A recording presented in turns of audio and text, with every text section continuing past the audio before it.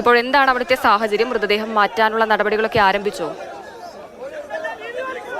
ഇതുവരെ അതുമായി ബന്ധപ്പെട്ട നടപടികൾ ആരംഭിച്ചിട്ടില്ല. ഇപ്പോൾ ഒരു ധാരണയിലേക്ക് എത്തിയിട്ടുണ്ട്. അതായത് പ്രധാനമായും ഈ പ്രദേശത്തുള്ള ആളുകൾ മുന്നോട്ട് വെച്ച ആവശ്യങ്ങൾ അംഗീകരിച്ചുകൊണ്ടൊരു കാര്യമാണ് ജില്ലാ കളക്ടർ ഉമേഷിന്റെ ഭാഗത്തുനിന്ന് പറഞ്ഞത്. അത് ഞാൻ നേരത്തെ സൂചിപ്പിച്ചതുപോലെ ഇവിടെ ശാശ്വത പരിഹാരം എന്ന നിലയിൽ ട്രെഞ്ച് നിർമ്മിക്കും. 8 കിലോമീറ്റർ ദൂരത്തിൽ ട്രെഞ്ച് നിർമ്മിക്കും. അതോടൊപ്പം തന്നെ സോളാർ ഫെൻസിംഗ് സ്ഥാപിക്കുന്നതുമായി ബന്ധപ്പെട്ട ജോലികൾ ഉടൻ ആരംഭിക്കും. ഈ കുടുംബത്തിന് നഷ്ടപരിഹാരം നൽകുന്നതുമായി ബന്ധപ്പെട്ട നടപടികൾ അടിയന്തരമായി ചെയ്യും. അതോടൊപ്പം തന്നെ സ്ട്രീറ്റ് ലൈറ്റുകൾ, ഇതൊരു വനമേഖലയോട് ചേർന്ന പ്രദേശമാണ്. ആവശ്യത്തിന് വഴിവിളക്കുകളില്ല എന്നുള്ളതാണ് പ്രധാനമായിട്ടും ഈ പ്രദേശത്തുള്ള ആളുകൾ മുന്നോട്ട് വെച്ച ഒരു പരാതി.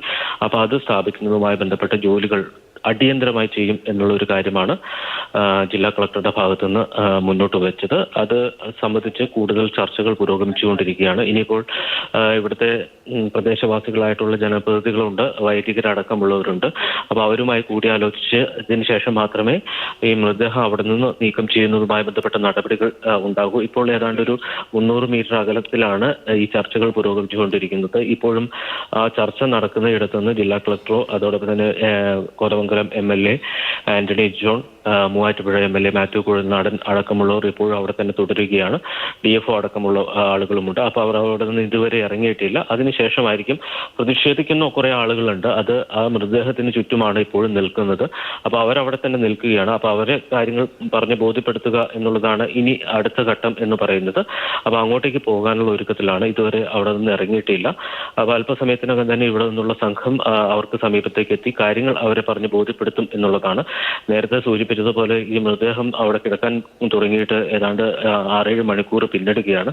സ്വാഭാവികമായും ഒരു മൃതദേഹത്തോട് കാണിക്കേണ്ട ഒരു ആദരവുണ്ട്. അത് നൽകിക്കൊണ്ട് ആ മൃതദേഹം എത്രയും പെട്ടെന്ന് അവിടെ നിന്ന് നീക്കം ചെയ്ത് പോലീസുമായി ബന്ധപ്പെട്ട തുടർ നടപടികൾ സ്വീകരിക്കുന്നതിനും പോസ്റ്റ്മോർട്ടം ചെയ്യുന്നതിനും അടക്കമുള്ള കാര്യങ്ങളിലേക്ക് പോകേണ്ടതുണ്ട്. അതുമായി ബന്ധപ്പെട്ട നടപടികൾ ഉടൻ ഉണ്ടാകും എന്നാണ് പ്രതീക്ഷിക്കുന്നത്. മറ്റൊരു കാര്യം, ഇപ്പോൾ ഈ എൽദോസിനെ ആക്രമിച്ച കാട്ടാനയെ വനംവകുപ്പ് നിരീക്ഷിക്കുന്നുണ്ട് എന്നാണ് അവർ അവകാശപ്പെടുന്നത്. എന്തായാലും അത് വീണ്ടും ജനവാസ മേഖലയിലേക്ക് ഇറങ്ങാതിരിക്കാനുള്ള നടപടികൾ വനംവകുപ്പിന്റെ ഭാഗത്തുനിന്ന് ഉണ്ടാകും എന്ന് നമുക്ക് പ്രതീക്ഷിക്കാം. എന്തായാലും അതുമായി ബന്ധപ്പെട്ട കൂടുതൽ വിവരങ്ങൾ എന്തായാലും വനംവകുപ്പ് ഈ ഘട്ടത്തിൽ പുറത്തേക്ക് വിട്ടിട്ടില്ല. എന്തായാലും ആന ഈ മേഖലയിൽ നിന്ന് പോയി എന്നുള്ളതാണ് അവർ നൽകുന്ന ഒരു വിശദീകരണം. എന്തായാലും ഈ പ്രശ്നം തൽക്കാലത്തേക്ക് പരിഹരിക്കപ്പെടും എന്ന സൂചനകളാണ് ഇപ്പോൾ പുറത്തു വരുന്നത്. അല്പസമയത്തിനകം തന്നെ എൽദോസിന്റെ മൃതദേഹം അവിടെ നിന്ന് നീക്കം ചെയ്ത് ആശുപത്രിയിലേക്ക് കൊണ്ടുപോകാൻ കഴിയും എന്നാണ് പ്രതീക്ഷിക്കുന്നത്. ജില്ലാ കളക്ടറുടെ ഭാഗത്തു നിന്ന് ഈ പ്രദേശത്തുള്ള ആളുകൾ മുന്നോട്ട് വെച്ച ആവശ്യങ്ങളെല്ലാം അംഗീകരിച്ചിട്ടുണ്ട് എന്നുള്ളതാണ്. അതിനി അവിടെ പ്രതിഷേധിക്കുന്ന അല്ലെങ്കിൽ മൃതദേഹത്തിന് ചുറ്റും നിൽക്കുന്ന ആളുകളെ പറഞ്ഞ് ബോധ്യപ്പെടുത്തുക എന്നുള്ളതാണ് അടുത്ത ഘട്ടം. അത് ഉടൻ ഉണ്ടാകുമെന്നാണ് പ്രതീക്ഷിക്കുന്നത്. എന്തായാലും ഇതുവരെ ഈ ചർച്ചകൾ നടന്നിരുന്ന സ്ഥലത്ത് നിന്ന് ജില്ലാ കളക്ടറോ അതോടൊപ്പം തന്നെ ജനപ്രതിനിധികളും അവിടെ നിന്ന് ഇറങ്ങിയിട്ടില്ല. അവർ ഈ കൊല്ലപ്പെട്ട എൽദോസുമായി ബന്ധപ്പെട്ടവരുടെ ബന്ധുക്കൾ അവരുമായി കൂടുതൽ സംസാരിക്കുകയാണ്. അവരുടെ സാഹചര്യങ്ങൾ എന്താണ് എന്ന് മനസ്സിലാക്കുകയാണ്. അച്ഛനും അമ്മയും മാത്രമാണ് എൽദോസിനുള്ളത് എന്നുള്ളതാണ് പ്രാഥമികമായി ലഭ്യമാകുന്ന വിവരം.